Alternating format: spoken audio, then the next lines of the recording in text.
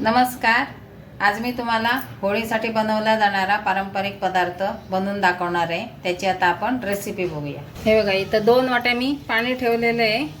त्याच्यामध्ये चवीनुसार आपल्याला थोडंसं मीठ टाकायचं. गोड गोड पदार्थ आहे त्यामुळे थोडंसं मीठ टाकायचं आहे चवीनुसार अगदी.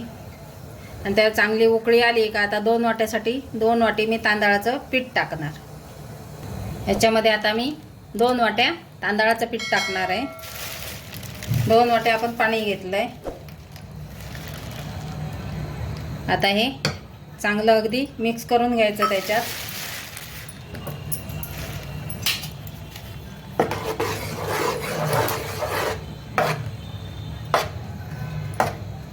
आणि 2-3 मिनिटं झाकण ठेवायचं. त्याला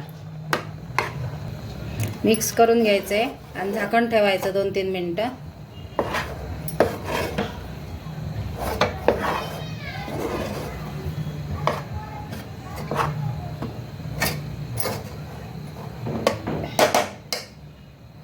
गॅस बंद करून द्यायचा आणि असं 2-3 मिनिटं झाकून ठेवायचं. इथे मी एक ओला नारळ किसून घेतलाय. त्याला आता मिक्सरमध्ये थोडंसं पाणी घालून थोडंसं अगदी फिरवायचं आहे. चालू बंद आपण शेंगदाण्याचं कूट कसं करतो तसं करून 2-3-4 वेळा करून काढायचं आहे आपल्याला. ह्याच्यामध्ये साधारण 1 कप पाणी टाकते मी. आणि ह्याला आपण चालू बंद करून जास्त बारीक करायचं नाही, ओबडधोबड करून काढायचं. हे बघा, असं आपल्याला जाडसर वाटून घ्यायचं आहे आणि त्याच्यातला आपल्याला रस काढायचा आहे. आता याच्यामध्ये थोडं मी अगदी कोमट, म्हणजे गरम नाही थंड नाही, अगदी कोमट, म्हणजे साधारण एकदम कोमट, म्हणजे गुणगुणा म्हणतात ना तसं, मुळमुळीत असं पाणी टाकून आता हा आपल्याला रस काढून घ्यायचा आहे खोबऱ्याचा. आता माझ्याकडे ही अशी चाळणी आहे बघा. ते दोन हे पदर आहेत, त्याला डबलची चाळणी आहे. त्याच्यामध्ये मी टाकून हे काढणार आहे. तुमच्याकडे अशी नसेल तर आपला कॉटनचा सुती कपडा आहे ना, तो घेतला तरी चालतो. ह्याच्यात टाकून आपल्याला हे सगळं दाबून घ्यायचं आहे.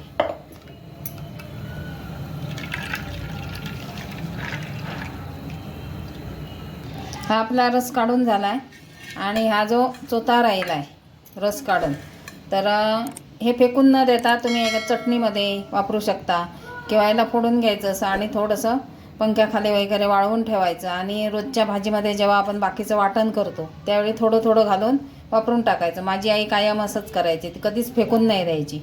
ह्याला वाळवून घ्यायची आणि प्रत्येक आमटीमध्ये जेव्हा वाटण करतो तेव्हा थोडं घालून ते संपून टाकायची. तर असं ह्याचा आपण वापर करू शकतो. तर आता ह्याच्यामध्ये काय काय टाकायचं ते बघूया. अगदी थोडंसं मीठ, गोडामध्ये थोडं मीठ टाकलं तर चव छान येते. आणि हळद आणि वेलची पूड. आणि इथे मी गूळ माझ्या चवीनुसार टाकते. तुमच्या चवीनुसार तुम्ही टाकू शकता. गूळ पावडर वापरली तरी चालेल. आणि आता हे विरघळून घ्यायचं. हा आपला रस तयार झाला. हे विरघळून घ्यायचं म्हणजे आपला रस आहे तो तयार होतो. तुमच्या चवीनुसार गूळ आहे ते कमी जास्त करू शकता. गूळ पावडर टाकली तर डार्क दिसतो. हे मी गूळ चिरून घेतलं आहे, पातळ चिरून. त्याचा कलर थोडासा वेगळा दिसतो, एवढाच फरक आहे. हा वेळ वाचतो गूळ पावडर टाकली तर. चिरायचा वेळ जो लागतो तो आपला वाचतो तेवढा वेळ. असा आपला खोबऱ्याचा रस तयार झाला आहे. आता ही आपण पिठाची उकड काढली आहे ना, ते मस्त अशी मळून घेऊया. काय गरम आहे त्यामुळे असा ग्लास वाटी घेऊन पहिली त्याला मॅश करून घ्यायची, म्हणजे मळली पण जाते आणि हाताला चटके पण बसत नाही. आणि नंतर मग हाताने मळायची. हे बघा, पीठ मळून झालं आहे. आणि मी आता हे जो साचा आहे त्याला आतून तेल लावलं आहे आणि त्याच्यामध्ये हे आपलं पीठ टाकलं आहे. अशी मी ही जाळी लावून घेतलेली आहे. मीडियममध्ये, लहान नाही मोठी नाही. तर आता आपण हे काढून घेऊया.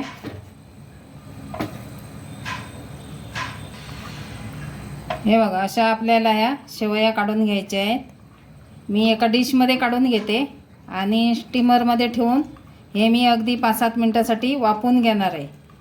तुमच्याकडे मोठं भांडं असेल तर तुम्ही एका वेळेस 2-3 डिश पण अशा ठेवू शकता. तर असं आपल्याला हे काढून घ्यायचं आहे आणि मग तोडून घ्यायचं आहे आणि हे आता वाफवायला ठेवायचं. हे आता स्टीमरमध्ये पाणी ठेवले, त्याला चांगली उकळी आली. हे आता ह्याच्यामध्ये ठेवूया आणि त्याच्यावर झाकण ठेवून आपल्याला 5-6 मिनटं फक्त वाफ द्यायची, कारण हे काय पातळ असतात आणि जे आपण मोदक 10 मिनटं 12 मिनटं वाफवतो ते मोदकाची पारी जाड असते, त्यामुळे हे असे काही विरळ असतात, तर ते 5-7 मिनटात होऊन जातात. आता ही आहे झालेली आहे बघा, काढून घेऊया आता त्याला. मस्त अशी बघा वाफ धरली त्याला छान. लगेच मी ती काढली आणि दुसरी ठेवली, तिलाही तसं 5-6 मिनटं वाफ द्यायची.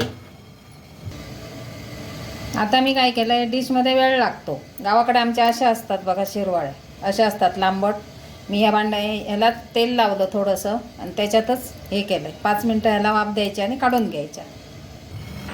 बघा अशी आपली कोकणातील पारंपरिक रेसिपी होळीला नैवेद्य म्हणून बनवली जाते. तशा शेवयाच आहेत, पण आमच्याकडे याला शिरवाळे आणि नारळाचा रस असं म्हटलं जातं. तर अशी रेसिपी नक्की ट्राय करा, वेगळी रेसिपी आहे, नक्की आवडेल तुम्हाला.